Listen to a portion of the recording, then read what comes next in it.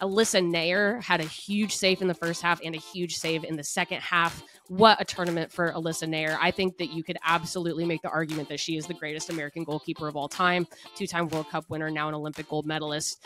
What a tournament she's had in what is probably closer to the end of her career than the beginning of it. Hello, everybody, and welcome to another YouTube exclusive edition of The Late Sub. I am your host, Claire Watkins. It is 1 p.m. Central Time, Saturday, August 10th. The United States has won gold yet again in the women's soccer Olympic competition. And you know we had to do it. The U.S. wins gold. We got to log on. We got to talk about it. We got to breathe a sigh of a relief. We got to maybe roll our eyes a little bit. We got to do a big woohoo, big cheer for the United States women's national team. Going into this tournament, I think expectations were a bounce back, right? And I think anticipation maybe for what the result, the end result could be for this team grew and grew and grew with each performance, right?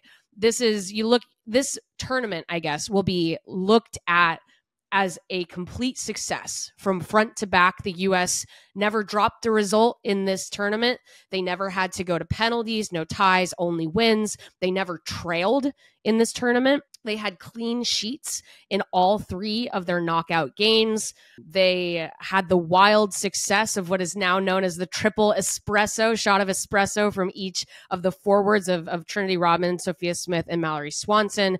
Just incredible Alyssa Nair saves that are going to be remembered long after her career is over. There is the longtime stat against all odds still intact that the United States, every single cycle, if they lose a World Cup, they come back to win an Olympic gold medal. Just absolutely ridiculous stuff. The history is going to smile back on this performance by the United States, which is funny because I thought the U.S. got this all wrong today. But that's how it goes sometimes, right? I think I've said this multiple times throughout this tournament. Knockout stages of an Olympics, it's very vibes-based. It's very energy-based. If you have to play games where you're on the back foot, where you have to struggle, or to use Emma Hayes' term, you have to suffer, it's better to win than to lose. So when I was watching the first half of this game and the U.S. were on their heels, Brazil came out with a really bright start. They had the U.S. sort of struggle defending, sort of doing last-ditch defending. They had the sun on their side in the first half of this game. I do think that actually played more of a factor than perhaps it was obvious from TV. I think the U.S. couldn't see very well in the first half. I think Brazil couldn't see very well in the second half due to the sun. And I was watching this and I was thinking, obviously for U.S. fans want to walk away with a win in this game, but I thought it would have just been very interesting if they had lost it, right? Because it does seem like this tournament for the United States is about succeeding with your strengths and hiding your deficiencies, because this was a flawed team. I think everyone is going to can agree that this United States team, despite, like I said, the way that the further we move away from this tournament is going to look better and better with just sort of the base stats, but this was a flawed team. And I think that Emma Hayes, kind of exacerbated some of the issues that the United States had throughout the tournament in this game. Emma Hayes has never faced a team like Brazil before, probably ever, even in her club coaching career at Chelsea, or obviously in her limited role as the United States women's national team manager. She obviously only just took over a couple months ago. She has never faced a team like Brazil. The U.S. did not face Brazil in the She Believes Cup. They did face them in the Gold Cup earlier this year. That was under the interim management of Twyla Kilgore. Hayes, it seemed like, based some of her approach at the beginning of this game to that game, to the Gold Cup win, which the United States won 1-0 with a goal by Lindsey Horan. She ran out the same midfield that they ran out in that Gold Cup, which was Sam Coffey, Corbin Albert, and Horan. It was a conservative kind of, we're gonna break up play. We're gonna try to disrupt what Brazil is doing on the ball. It put Horan a little bit closer to goal, which worked in that Gold Cup game. It seemed like she relied a little bit on tape that, as the game played out, was not particularly helpful. So Brazil comes out with a very direct style. They were fabulous on the ball. I'm just going to keep saying this. I can't believe the United States won this game. You watch that first half, Brazil, they were technical, they were quick, they were winning balls, they were winning tackles. They were bypassing the midfield entirely to go direct and get the ball. They were running against the US's back line, which, as we know, has some pace issues, especially with Tierna Davidson back there. And Naomi Girma had some wobbly moments at the beginning of the game. Like I said, I don't think that the vision in facing the sun was very good. I can't believe Brazil did not score early and punish the United States for what I think was a tactical error, which is, if you're going to play Brazil and you're the United States, you got to meet them where they're at, right? They're going to play high-flying, technical, attacking football. This is going to be end-to-end. The ball's going to be flying. I think the ball spent maybe more time in the air in this game than it was on the ground. And you have to approach that by saying, okay, you want to play that way? We'll play that way. The United States has the tools to stretch this game, and I think we saw that in what did end up being in the game-winning goal. But they didn't do that. They approached it kind of that way. We're going to settle things down. We're going to recycle the ball. We're going to grab the ball in the midfield, and that's going to allow us to rest because the U.S. was playing on tired legs. I think that benching Rose Lavelle was a gamble that did not pay off. I do not think that the U.S. would have played worse with her on the pitch. I think playing Haran high did not pay off. I think Haran looked uncomfortable sitting on Brazil's back line. There were a number of balls forward where Haran was the closest player, and she is not pacey. I don't know why you wouldn't want to prioritize stretching space for your wingers and for your center forward who can really test that Brazil back line. I don't think, frankly, Lindsey Haran is at her most comfortable playing as the number 10. I know she likes to play there. Don't think that's her best role. I think some of the best stuff we've seen from her is when she's been trying to play more as a connective 8. That felt like Hayes kind of going back on the structure that she had figured out earlier in this tournament, which I didn't really understand. It was working. Lavelle, I think, actually quietly had a very good tournament. Bizarre that we did not see her in this game at the beginning, and Brazil bypassed them immediately. And it wasn't even just that the U.S. wasn't able to possess. It wasn't just that they weren't able to progress the ball. They wanted the way they wanted to progress the ball. It wasn't even working on defense. Coffee and Albert and Haran at times got traffic coned by Brazil. Though I want to point out, I think there was a lot of focus. This makes sense. It was an American broadcast. You watch it on NBC. There was a focus on how the U.S. was struggling. I also just think Brazil played out of their minds in this knockout round. Even going back to the quarterfinal, semifinal, final, I was having fun, honestly. I mean, I know there's some U.S. rooting interest as an American here, but like, oh man, Brazil played so well in that first half. I was like, this is the best I think I've ever seen them. I'm a little bit young to fully remember the big Marta years where Brazil made those 2 Olympic gold finals where they made the World Cup final. I don't quite remember that in person. I just thought they played fabulously. I was like, this has to be it, right? This has to be Brazil gets the opening shot. They get the ball in the back of the net. The U.S. loses confidence for the first time in this tournament. The attackers for the U.S. can't get the ball because they're successfully disrupting the midfield, and the midfield isn't even really being effective in the defensive block. Surely, this is going to change. This is going to rewrite history. And it just didn't happen in that first half. Call it luck. Call it officiating. The officials had an impact on this game. There was a very fair penalty shout in the first half against Crystal Dunn that did not get awarded. There was a tight offside call, rightly called, but a tight offside on Ludmilla when she got the opener, what appeared to be the opener. You saw, again, even there was a lot of conversation, which I think is valid, about the legitimacy of the United States goal in the second half. Alyssa Nair had a huge save in the first half and a huge save in the second half. What a tournament for Alyssa Nair. I think that you could absolutely make the argument that she is the greatest American goalkeeper of all time, 2-time World Cup winner, now an Olympic gold medalist. What a tournament she's had in what is probably closer to the end of her career than the beginning of it. And it just didn't happen. It just didn't happen. The Brazil attacking movement was giving the U.S. defense fits. The midfield was non-existent. Haran playing so high didn't even really give the United States that aerial presence and the defensive midfielder in front of the penalty area to clear the ball. Again, just the use of Haran really perplexed me in this game. I'm curious to see what happens after this tournament. And you just thought, surely Brazil is going to get this opener and things are going to shift. Even going into halftime, the U.S., you could see them getting frustrated. You could see them that doubt starting to creep in.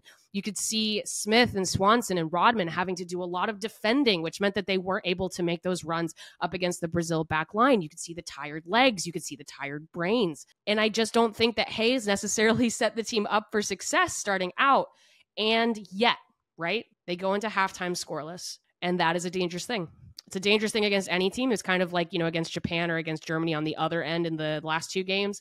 You go into halftime scoreless. things start to feel a little bit different. So the pitch gets switched, right? The US starts with the sun to their back instead of the sun in front of them. And again, I do think that made an impact. It was a very sunny day, and you started to see the long shadows coming in as the game went on. And Brazil made one mistake in the back line. They thought that Mallory Swanson was off, and she wasn't. I think there is a fair shout. Sophia Smith was also running at the back line during that play. I'm curious. I think in past years, you would have seen, I even go back to there were two decisions in this game that actually reminded me of the 2023 World Cup, or not the 2023 World Cup, the 2019 World Cup. The penalty that was not given against Crystal Dunn was very similar to the penalty that was given against Becky Sauerbrunn in the United States semifinal against England in 2019. In fact, I think Sauerbrunn's tackle was even cleaner than Dunn's, and that got awarded in 2019. It did not get awarded in 2024. And then that offside call you saw in 2023 and in 2019 about how offside calls are starting to really lean towards looking for the way a player might be affecting a play from an offside position, even if they didn't literally touch the ball. I think there's a fair shout for Smith. We did not get a good angle. Like, we saw the technical offside call, the baldies, right? They brought the baldies in to show us that the Swanson was onside, and she was clearly onside. Smith, they didn't show, which I'm curious about. I'm curious if VAR checked if Smith was onside. I'm curious if VAR checked if she interfered with the play by affecting Brazil defenders' run. I do think that's true. I think Brazil's defense pulled up because they thought they both were offside. But Swanson gets a free check on goal. She doesn't miss. 1-0. VAR holds it up, and the whole game changes. Brazil starts to think to themselves, with the missed chances came back to bite them. Now it's harder sledding. The U.S. can sit back a little bit more. Hayes made some substitutions that were clearly going for a result in regulation. Again, I don't know if I agree with that, with how dangerous Brazil was, how this game was one palmed ball away from it by Alyssa Nair to becoming 1-1. And she takes Smith and Swanson off in the second half. You go to extra time and you're without your three attackers, your attacking line that has been playing so well. She brings Williams on for Smith instead of affecting that midfield. She doesn't really change the midfield much at all. Corbin Albert played a really nice ball for the opening goal, and I think I don't want to discredit that either. That was a really nice ball from Albert. Broke the line. That, is a game changer, but on the defensive end, it just was not there today for the United States. And so even with the opening goal, even with how well everything has gone for the United States, just thinking like, oh my goodness, I don't think this is being managed very well. And yet, I think that's kind of the story of this game. It was sloppy. Again, the ball was in the air. It was direct. It was physical. And maybe that's where we just turn to the U.S. has a lot of questions still to answer. This was not their best. Even getting through this tournament as well as they did, this is not as good as they can play. The midfield is an issue. And like I said in the last time we did this chat, I do think that some of these players are going to have to re-audition for their roles, or they should, at least. I don't like the use of Lindsey Horan as a catch-all midfielder. I think that it's messed with her decision-making. I think that she needs to be allowed to focus on one particular thing that she does well, or they need to rethink that midfield balance. I don't think the conservative midfield, with the way the U.S. actually has made really nice adjustments off the ball in their shape, is necessary. I don't think you have to do that. If Lavelle was a healthy scratch in that game, if it was a tactical choice, I disagree. I just, there are so many questions I think to answer in the player pool in that midfield area. I don't think being pedantic about wanting to possess through the midfield is valid for the United States. I think what you want is a balance of not messing with what's working when they go quickly and getting it out to the wings. And like, again, the shift that Rodman and Swanson and Smith put in throughout this entire tournament, God, writing their name into history. I'm so happy for them. You got to just not mess with success. And you got to know that teams are going to play you different ways. It's kind of funny or ironic, right? That the U.S. was set up so well to beat Germany twice and then just had so much trouble not giving this game away to Brazil. You got to do both. That's how you become a truly great team. So big learning experience, I think, for Hayes. Like I said, I don't think she's ever managed a game like this before. Well, certainly not at the international level, but even just with who they were facing in Brazil. And it worked. I I am happy that the United States won this. I think that these players deserve their flowers. I think they deserve credit. I think that was an incredible tournament from Crystal Dunn. After Dunn looked like maybe she was on the outs, at least as an outside back or a starter for this team. I thought it was another really nice game from Naomi Girma in that she did not get rattled when she had some trouble early. The U.S. defense started to really put kind of the smother in later in this game. Incredible tournament from Alyssa Naeher after, having that famous PK non-save last year. It's just been a resurgent year for Alyssa Naeher for club and for country. What a tournament from Brazil. I mean, I just keep saying this. I can't believe the U.S. won this game. Brazil looked so good in all 3 of the knockout games. It really felt like this was the moment that they put it all together.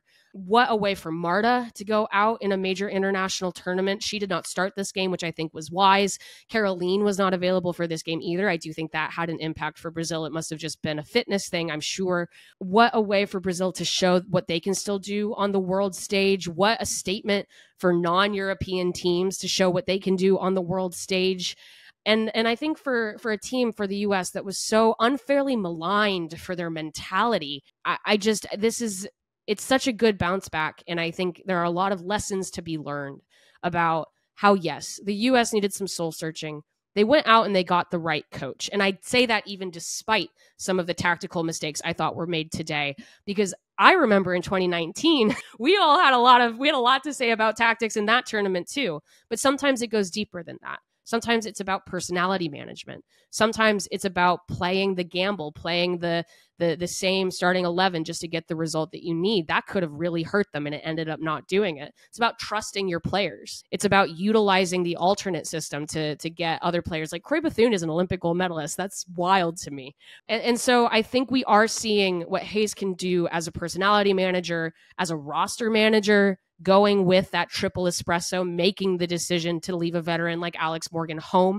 That was a gamble. That was a risk. We saw a lot of calculated risk in this tournament, or even just in Hayes's management of this program in her short time. It was actually, again, like I said, with that midfield, I think she overcooked it. I think sometimes the best way to manage a national team is to do the work beforehand and then get out of the way. So big question marks for the United States going forward. I would say midfield. They have a lot of midfield work to do. The set pieces have to be better.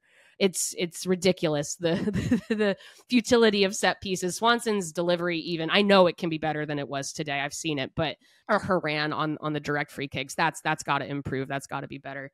I think they need to figure out now what happens when Alyssa Naeher steps away. But they haven't had to deal with that yet. But look at the positives. Look at what this team did and how young the major impact players are. Yeah, U.S. fans should feel so good about this. So just to kind of wrap up, what a tournament. What a tournament. United States gold, Brazil silver, Germany bronze. Really nice. I know they have the 2 losses to the U.S., but another really nice tournament from Germany. They understand Olympic football. Big learning experience for Spain in kind of what it means to be the favorites, how difficult that is, or how you are sort of rewarded for excellence by being put into more and more difficult situations. A fabulous tournament for Brazil, reminding everyone just how talented they are. What a tournament for the NWSL to have so many players in that Olympic final and to now come back to the States and play NWSL ball. And that's going to carry over. And just what a tournament for women's soccer in general. I had a blast. I think we saw a lot of different types of games, and we saw some tactics that were kind of interesting at the beginning, and then you lean on them, and sometimes you throw the tactics right out the window because all that matters is the scoreboard. So what a treat. We'll get back to our regular programming next week, but thank you everybody for hanging out with us throughout this tournament. It's been so fun to do these reactions and what reactions to have. I want to shout out producer extraordinaire Parker Fenton for hitting odd hours with me as we go through this. And we're excited to kind of get back to what's happening in the States, just sort of in terms of domestic play for a couple of different leagues. But what a delight this Olympics has been. What a wonderful soccer tournament. And thank you all for hanging out with us along the way. This has been a YouTube exclusive edition of The Late Sub. I am your host, Claire Watkins, and we will see you next time.